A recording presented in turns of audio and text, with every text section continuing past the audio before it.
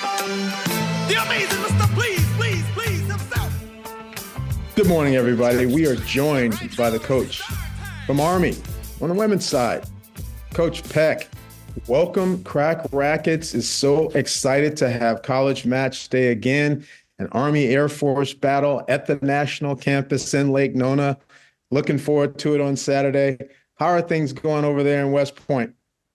Things are well, other than the fact huge snow going on right now. But other than that, things are going really well. So they're going to be able to dig you out so you can catch the plane and get down to Orlando? They're pretty good about plowing the roads here at West Point because they never, ever cancel classes. So, we'll be dug out. Outstanding. So 29 years. 29. And your coaching career is longer than that, but 29 at Army. So do you reinvent the wheel? Like what do you do to keep it fresh after 29 years? Well, you have to evolve. I mean, obviously the game has changed over the years. So, you have to evolve with the times and with the equipment, excuse me. Obviously, the rackets have changed the game and the players are hitting harder now than they've ever had. And so you have to evolve with the game and kind of be a student. And what I like is, I learn from others, right? I do some camps with some other head coaches.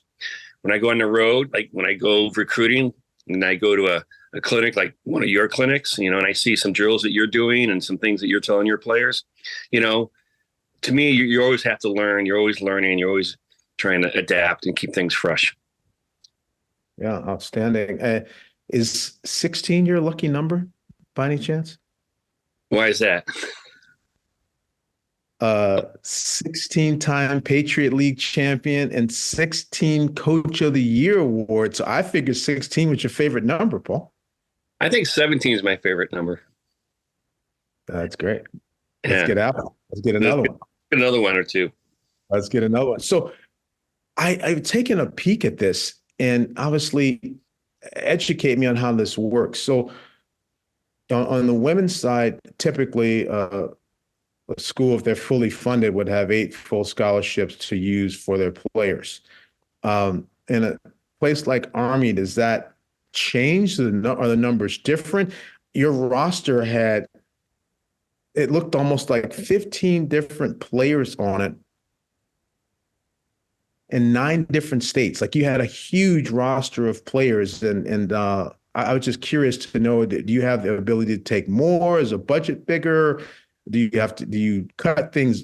You have the ability to sort of, I guess, create fractions like on the men's side? I was just trying to understand how the dynamics work with a team and a roster so big. Well, 16 is the most that I want. Somewhere between, 12 and 16. There's a reason why we need to have a bigger roster because of the physical demands of the academy. They're taking boxing, they're taking gymnastics, they're taking survival swimming, they're doing obstacle courses. Obviously some of that military training is physically demanding. And not to say that happens a lot, but occasionally some of our injuries aren't because of tennis, right? So you have to have some depth. And also the academy is pretty strict about academic requirements. So again, you need to have some depth. Plus, what I've learned over the years is the team that's the healthiest in late April has the best chance of winning championships. In fact, I think our last couple championships we won wasn't because maybe we were, we were maybe the most talented, but we were the healthiest. So if I have one of my better players who's dealing with some shin splints or some other type of injury, I can let them rest because we have enough depth in our roster. So that way, we're healthy, for the important matches, like the rivalry matches against Air Force and Navy, and then also, getting ready for the conference championship. And because we're fortunate to have a really nice indoor facility here in the Northeast, the Ivies and ourselves are really the only ones that have their own dedicated indoor tennis center. So we are able to host a lot of teams. Like this past weekend, we played Georgetown and Mercer and UMass, and it allows me to rotate my lineup around to figure out, what is my best combination. So when it comes time to play the important matches, I know who's playing their best at that particular time. No, well, that's a huge advantage. And I did study a bunch of your lineups, and I saw a lot of different names and faces in there. But I was just from the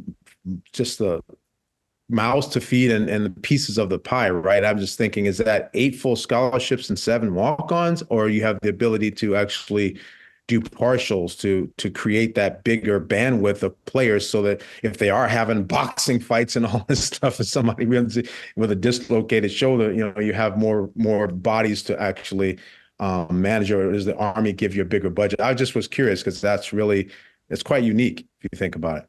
Well, being a service academy, technically every cadet is on a full scholarship. Their education is completely paid for. In fact, they're paid a small stipend.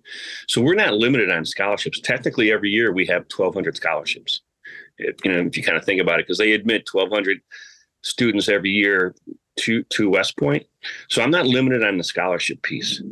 And yeah, we are pretty well funded. Our alumni are very generous. And the fundraising people at West Point do a really good job, and it helps that our football team's is winning and doing better. So that's also helped our budgets.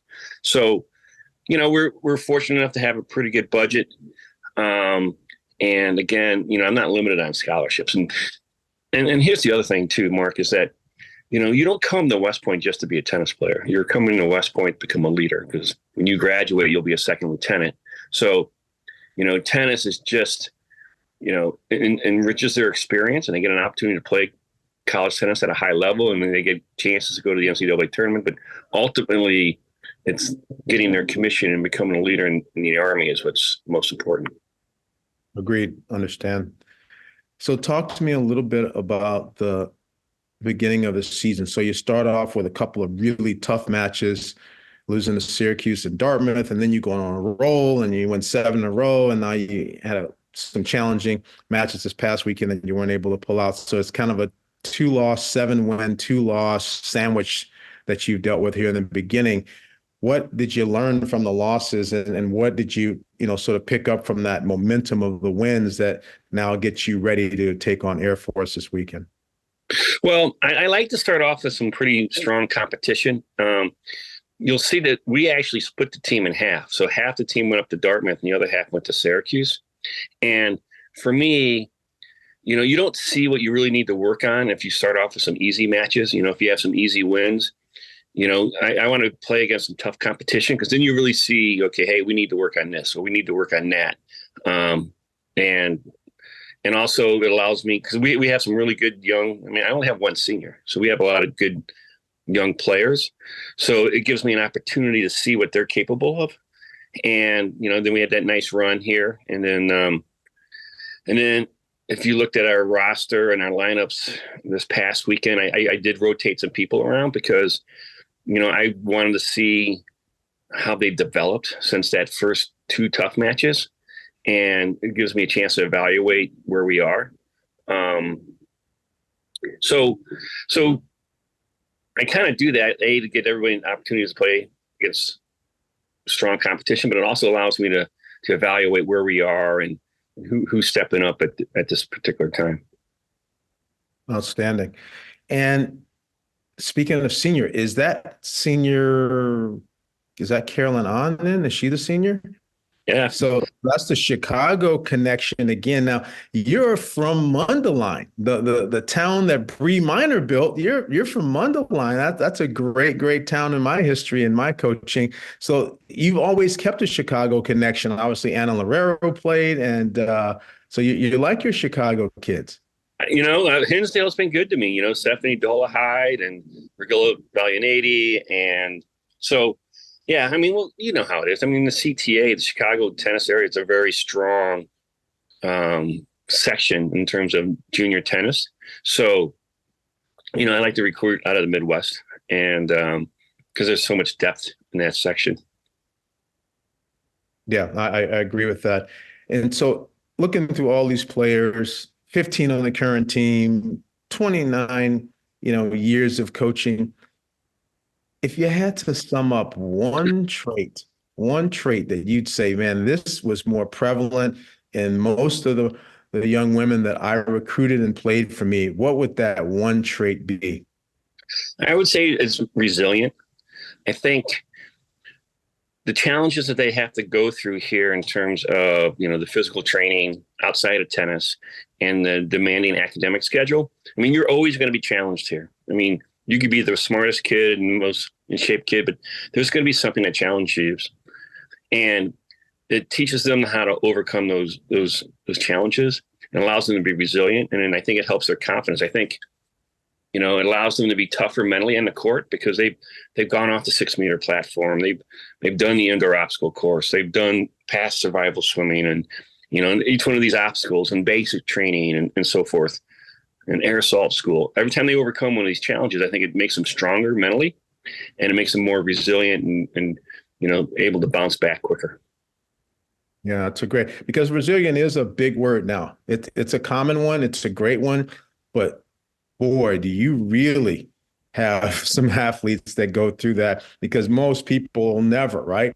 I jumped off of a high diving board once, but I can't say I've been through an obstacle course. And my uncle put me in boxing lessons when I was younger once, and I got pounded on. That wasn't tough. I've had a few challenges in my life for sure. And I definitely would say I'm resilient as a person, but this actual part of the collegiate experience and making sure that they're well-rounded that way is just great for all their lives. It's not just the tennis aspect of it. So I think more people need to understand that the collective thing that Army is giving to all of these athletes. And hopefully, you guys can get more exposure from having a college match day event going on and you guys getting highlighted like this. So 4-3 match the last 2 times you guys have played Air Force. Some close ones. Obviously, it looks like maybe lifetime they've gotten you a couple more times. But I just want to know, here in this short run, looking forward to Saturday, where's the strength of your team, templated on theirs? What do you think you've got some great opportunities maybe to get 4 points and get a victory? Well, one of my mantras with my players is doubles wins championships. So, we've been playing some pretty good doubles. So that's important. And we have a lot of depth. There's not a lot of difference between my 1 and my number 7 or 8 player. So we have a lot of depth on our team. So, it doesn't matter if you win at 1 or you win at 6, a win's a win. So I think, doubles and having a strong, deep lineup. Yeah, no, I agree. And so speaking to that point, right? If I'm one of these girls that's kind of in the mix, when do you officially make the decision who's playing on Saturday, and how is that, like, once that is announced, and if I'm the one that's not in, and how are you handling, because those can be some tense moments sometimes with young athletes and obviously with these women traveling and getting along with one another. How do you handle the psychology of someone being not in the lineup this weekend for college match day?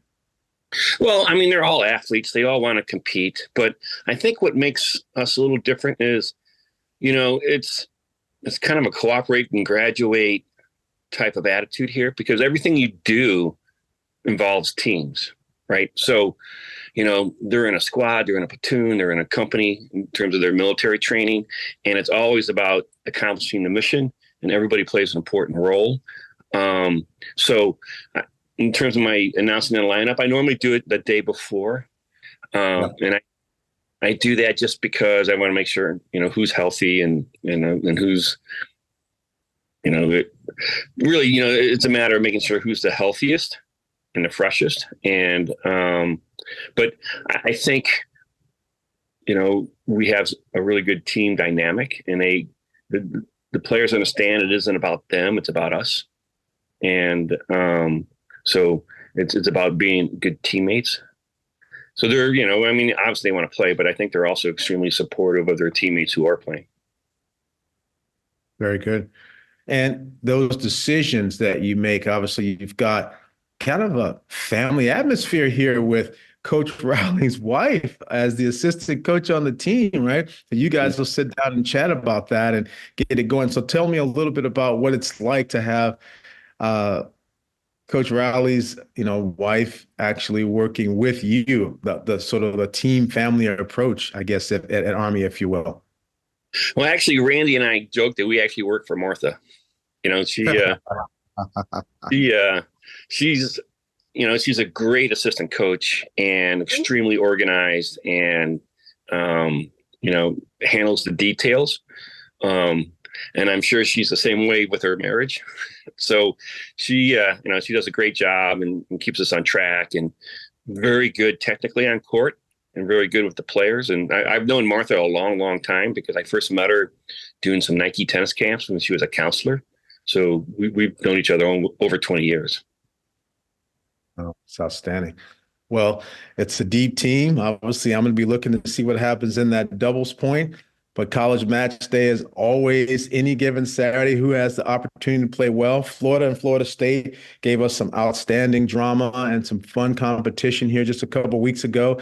And I can't wait to see what happens on Saturday. I'd like to thank you so much for obviously spending the time to chat and give us a little bit of an insight. I've learned a lot here, and obviously all the best to you and that squad. I mean, a lot of really good juniors and sophomores in that lineup, and we'll see if you guys can get the job done and bring the is it the Silver Star back to West Point? That's right, Silver Star. It's a lot of pride because they wear it on their uniform. So, it's always an exciting match. Awesome. Best of luck. Wish you the best. Thank you so much for stopping by, and good luck at College Match Day. All right, thanks, Mark. Take care. We'll see you in a few days.